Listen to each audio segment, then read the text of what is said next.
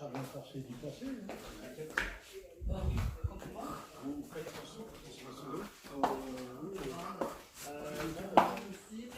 Le certifié 68, ce qui est nouveau, c'est-à-dire que le S5 c'est certifié IP67, le S6 n'était plus certifié tout simplement, et là maintenant vous pourrez aller normalement sous l'eau avec. Alors bon, il va falloir checker ça, mais normalement c'est possible, donc ça c'est bien, on récupère en fait des fonctions qu'on a perdues d'une certaine façon, presque.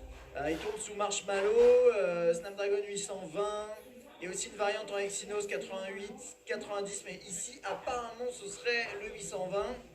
On a 32 Go et 64 Go au niveau de la mémoire interne, possibilité de mettre une micro SD jusqu'à 200 Go en plus, 4 Go au niveau de la RAM, 12 mégapixels à l'arrière avec un capteur 1.7, c'est pas mal, stabilisation optique et 5 mégapixels à l'avant. Et au niveau de la batterie, on a quelque chose de pas mal. Il y a recharge déjà en Qi et PMA. Et on a une batterie de 3000 mAh. Vous verrez sur la 6 Edge, on a une batterie un peu plus conséquente. Alors, on va commencer par faire un tour du design. Il y a quelques changements, mais pas grand chose. La première chose que je ressens moi en main, c'est que l'arrière en fait est arrondi ici. Il me semble que c'était pas le cas sur le S6 initial, le premier S6, on va dire. Enfin, le S6 de l'année dernière.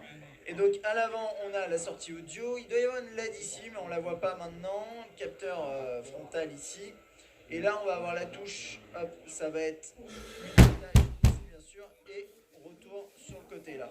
On a le capteur, bien sûr le bouton d'accueil ici, et qui fait également capteur d'empreinte digitale. Sur la droite on a la touche on-off verrouillé déverrouillé, à l'arrière l'appareil photo bien sûr. Alors, truc plutôt sympa c'est qu'il ressort pas trop. Il ressort quasiment plus d'ailleurs par rapport à son prédécesseur, donc ça c'est cool. On a un nouveau système de double pixel, etc. Alors ça je ne vais pas trop vous en parler, mais concrètement vous êtes censé avoir une meilleure qualité photo de nuit et d'une manière générale une meilleure qualité photo. Et ça, ça va être à vérifier bien entendu. On a un flash ici, double température. Non, double température je suis pas sûr. Un cardio-fréquence mètre également. Là on voit le haut là du terminal. Un cardio-fréquence mètre également. Là on voit le haut là du terminal. Les boutons de gestion du volume, du volume, et à l'arrière, ici je sais pas si on a déjà regardé, je crois pas, le jack micro USB de type non C, on va dire si vous voulez, classique, et le haut-parleur. C'est un produit qui n'a pas beaucoup évolué en termes de design. Niveau fonction, il y a quelques trucs, je vais peut-être en zapper parce que je découvre, mais on va faire un tour du produit. Donc là déjà on a le système Always On Screen Display, donc il y a un truc d'affichage permanent, comme c'est de la molette ça passe plutôt pas mal. Et donc là on a par exemple, je pense qu'on peut avoir les notifications et on a surtout l'heure, la date, ce genre de choses. On va faire un tour dans l'appareil, dans l'interface. Là ici on a tiroir des notifications avec différents raccourcis en accès rapide, c'est toujours pratique. Hop, on peut accéder aux raccourcis, alors vous voyez que je peux l'utiliser quand même assez facilement à une main. Ça c'est assez confortable. Wi-Fi, Bluetooth, Smart Manager, qu'est-ce qu'on a? Display, on peut aller voir dans Display s'il y a des trucs sympathiques. Les icônes, l'Always On Display qu'on peut activer, désactiver, c'est le truc qu'on a vu sur l'écran tout à l'heure. On peut changer le contenu affiché, donc on peut mettre le calendrier, l'heure. Ah oui, c'est vrai, j'ai l'habitude de faire ça. Normalement ça devrait s'afficher, voilà. Ça c'est pas mal, et on a quelques couleurs, non j'aime bien ça. Ça fait penser quand même à ce qu'on a chez Nokia / Microsoft depuis quelques années déjà. Mais c'est très bien, c'est très bien. Ça me va tout à fait. Le type d'écran, ce genre de choses. Voilà, des features avancées. Alors qu'est-ce qu'on a? Ah oui, alors qui donne l'impression d'être petit. C'est vraiment confort format.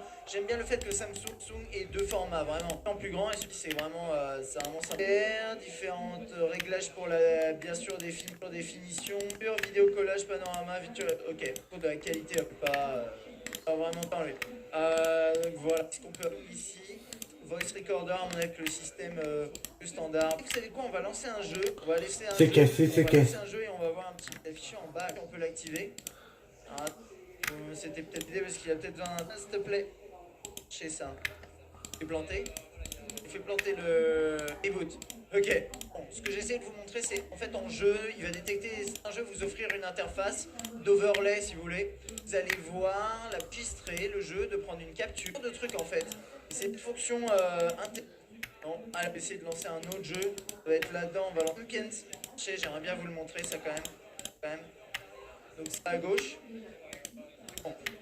Top. Et les touches ici sur la 2 minutes enregistrées. Ça, franchement, c'est une superbe idée de la part de Samsung. Donc ça, j'aime bien. Qu'est-ce qu'il y a d'autre? Un peu lumineux là. Ouais, c'est pas grave.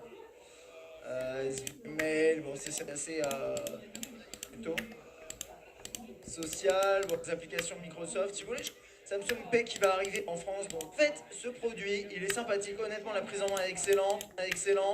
Bon, et que l'autonomie et la performance a priori sont. Je veux dire, j'ai juste envie de dire, au produit, c'est juste qu'il n'y a pas beaucoup de chance par rapport à son prédécesseur. Ça reste un excellent game launcher. Voilà. On pourrait lancer différentes versions compatibles avec ces autres dont je vous parlais. Quelques ajustements au niveau de l'interface, mais ça, je suis en train d'appeler Kathleen. Désolé Kathleen. L'interface est sympa. Voilà, je pense que ce sera à peu près tout pour ma longue prise en main, on va dire, du S7. Un produit plutôt intéressant. On va aussi découvrir le S7 Edge en vidéo, dans une vidéo séparée. Si vous avez bien sûr des questions.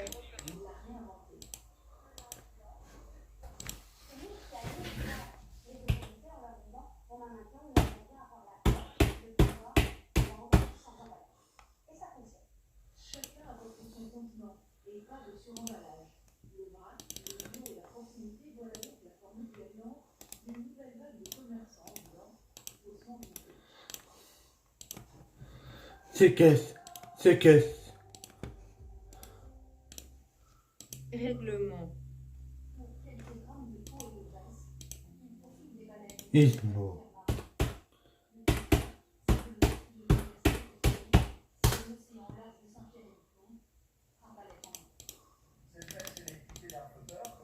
C'est que.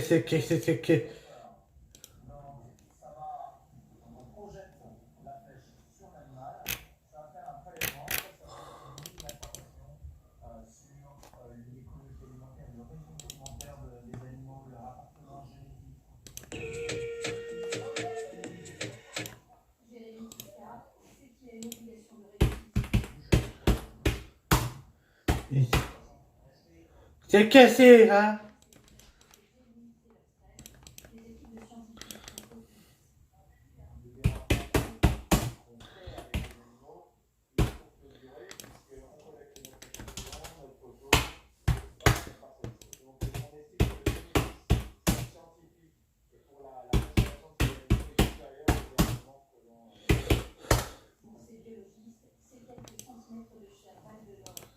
Salut à tous, c'est Axel de testmobile.fr. On avait déjà testé le Galaxy S7 Edge. Place désormais au S7. Le Galaxy S7, c'est un appareil qui tourne sur un chipset Exynos 8890 octane. C'est la version que vous choisissez. Possible de rajouter jusqu'à micro. Au niveau de la stabilisation, 4 mégapixels, 1000 mAh et PMA possible. C'est que c'est, ah bon. Légèrement incurvé. Ça lui donne une bonne ergonomie. On va parler de ça dans un instant. Les côtés ici à l'arrière qui sont légèrement incurvés. Ça lui donne une bonne ergonomie dans un instant. Une caractéristique assez classique chez Samsung, c'est que cette surface-là, ça absorbe vachement les traces de doigts de cette façon-là. Autre chose niveau changement, on a moins de coloris un peu too much. Par exemple, il y avait des versions un peu miroir.